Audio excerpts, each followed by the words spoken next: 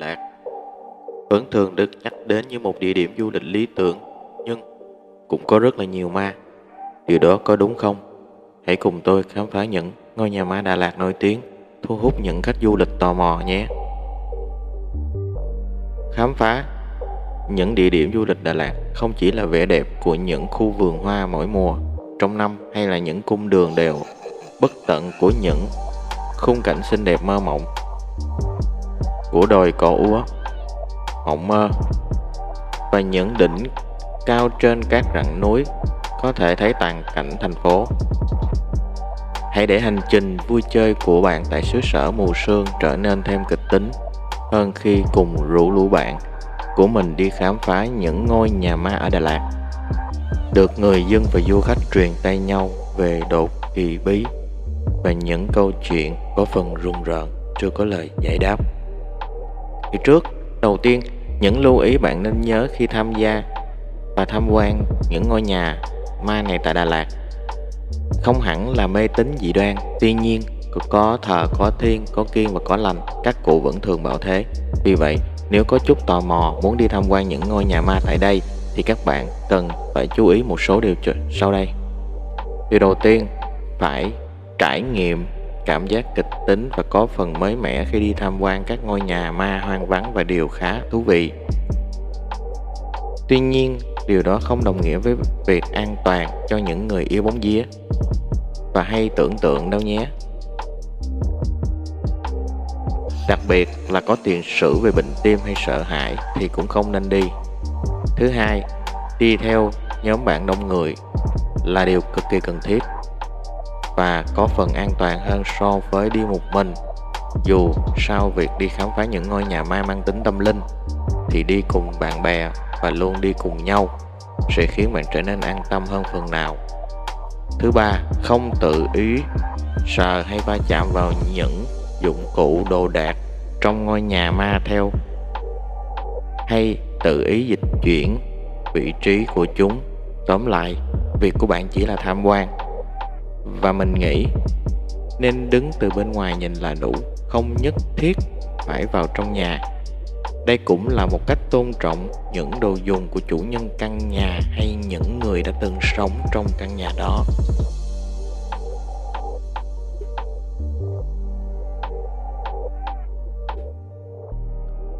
Có một điều cần các bạn lưu ý nữa là đến nhà ma tuyệt đối không phải là nơi check-in, chụp hình hay tự sướng. Cũng giống như chùa chiền thì đây là điều cấm kỵ, không giống như việc tới các điểm tham quan khác như vườn hồng Đà Lạt hay là ngọn đồi cây thông cô đơn và nhiều địa điểm khác mà các bạn có thể thoải mái chụp hình. Tránh đi tham quan nhà khi trời đầu xế chiều hay tối muộn, bởi trước hết là việc khó khăn trong việc di chuyển, vì trời Đà Lạt thường tối rất nhanh và khi trời tối thì càng làm cho khung cảnh của ngôi nhà ma Đà Lạt trở nên tĩnh mịch và đáng sợ hơn rất là nhiều, phần nào cũng khiến các bạn thần hồn nát thần tính. Khi tham quan các ngôi nhà ma, các bạn không nên nói to hay cười đùa mất trật tự không gian chung. Một số ngôi nhà ma Đà Lạt cũng có quy định này, đặc biệt không chơi những trò tâm linh hay cầu cơ tại đây. Và cái địa điểm đầu tiên An chia sẻ đó chính là căn biệt thự trên đèo Prenn Đà Lạt. Nơi đây cũng là một trong những ngôi nhà ma Đà Lạt khá nổi tiếng, được rất nhiều du khách ghé thăm.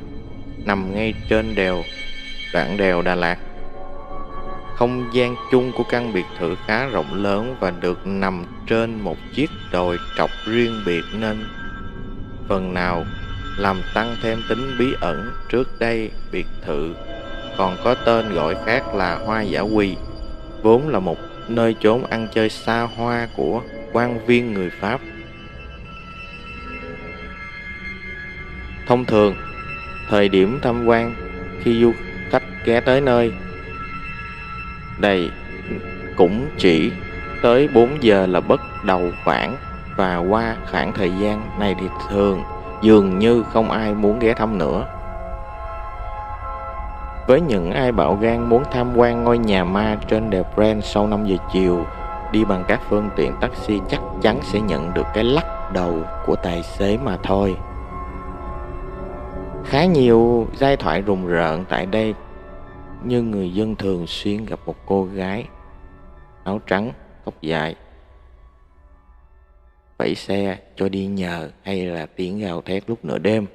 Đặc biệt, Dã Quỳ vào năm ngoái có những chuyển biến mới mẻ hơn về sự ấm áp khi được tu sửa và xây thêm miếu. Có rất nhiều tượng Phật và bức tượng Quan Âm lớn được xây ngay giữa nhà, nên phần nào cũng hiện tượng, và những hiện tượng lạ trong căn nhà cũng không còn nữa.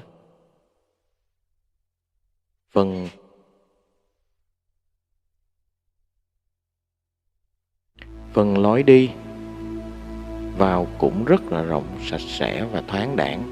Ngoài ra, các bạn có thể tham quan lối kiến trúc có phần cổ xưa nhưng khá độc đáo của ngôi nhà với diện tích lớn, và nhớ rủ bạn bè đi cùng nhé.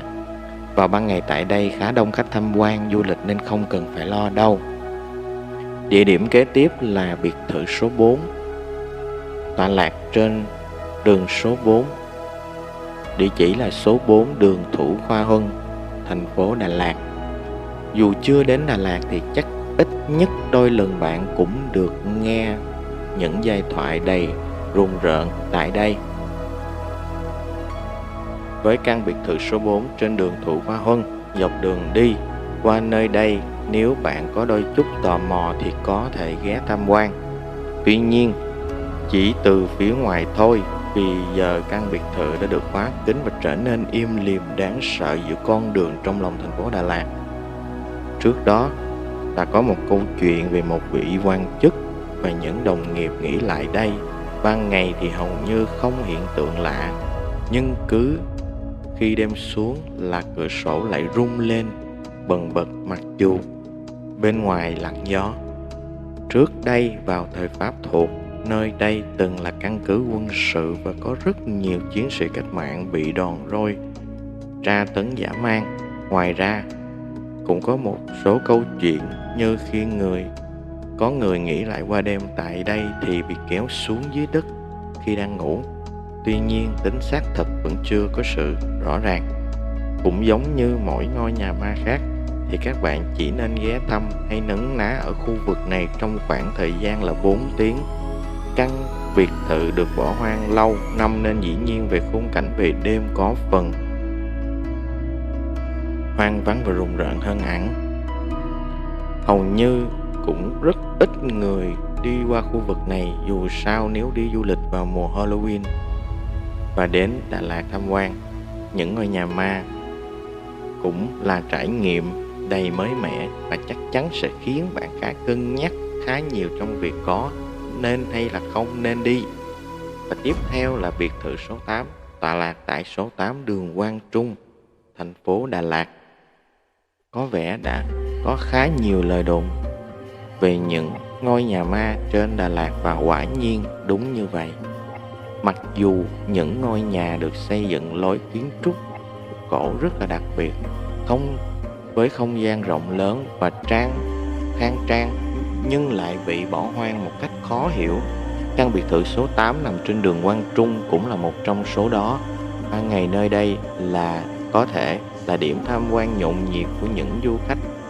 Tuy nhiên, cứ đến trời tối sầm, chẳng còn ai dám lai vãng nữa.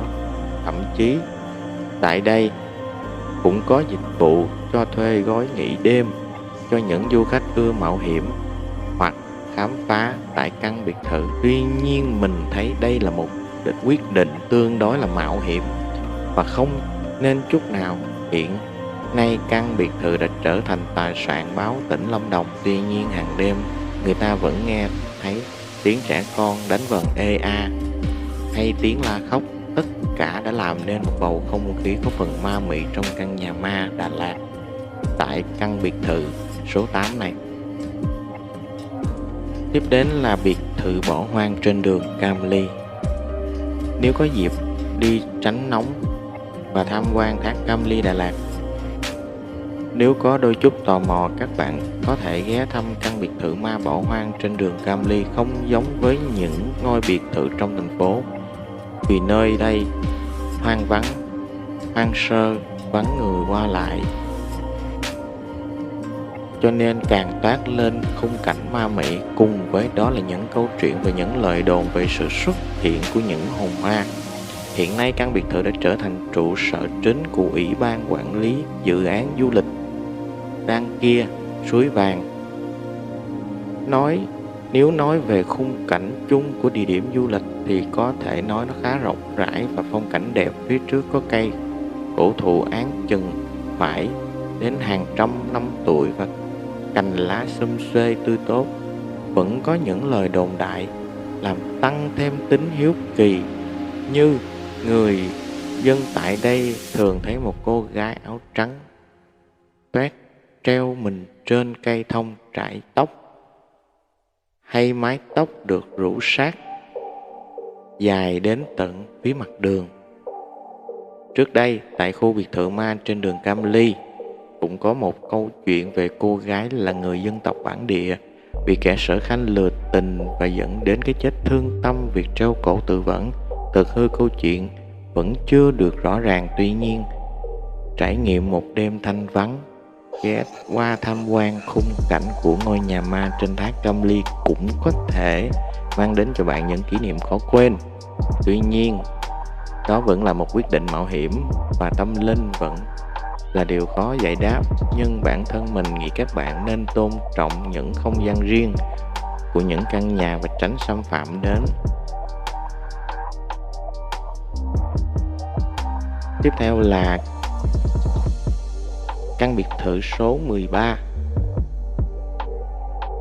Thêm gợi ý khác cho những ai muốn khám phá những ngôi nhà ma tại Đà Lạt, vừa có tính tò mò và cũng như trí tưởng tượng cao độ, thì căn biệt thự 13 chắc chắn là điểm đến có thể tham quan nhiều hơn trong chuyến lịch trình của mình. Sở hữu vẻ đẹp ma mị với lối kiến trúc cổ, nơi đây khoác lên một vẻ đẹp ma mị và bất kỳ du khách nào tới tham quan chắc chắn cũng không khỏi rùng mình khi nghĩ đến việc nghỉ đêm tại đây hay khi màn đêm buông xuống. Ngoài ra, trước khu vào cổng thì nơi đây cũng có một cái bảng nội quy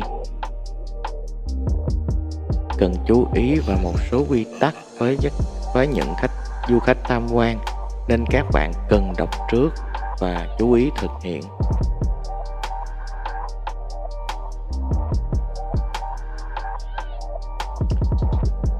Trên thực tế hiện nay cũng có khá nhiều dịch vụ cho du khách muốn thử cảm giác nghỉ dưỡng trong những căn nhà ma. Chắc chắn có thể là những trải nghiệm đáng sợ cho những người yếu bóng vía, nhưng có thể lại là cảm giác thú vị với những người ưa tò mò và khám phá. Tuy nhiên, theo cái cá nhân mình thì lựa chọn cho chuyến du lịch đến với Đà Lạt cốt yếu vẫn là nghỉ ngơi và dạo chơi, khám phá, không thích hợp cho những cuộc vui mạo hiểm. Cho nên các bạn cần cân nhắc trong việc có nên thuê hay không. Đó là chưa kể mức giá thuê nghỉ đêm tại các căn biệt thự thường có mức giá không nhỏ. Đến với những ngôi nhà ma Đà Lạt chắc chắn là những trải nghiệm thú vị cho những người ưa khám phá. Nên nếu tiện đường thì bạn có thể ghé qua nhé.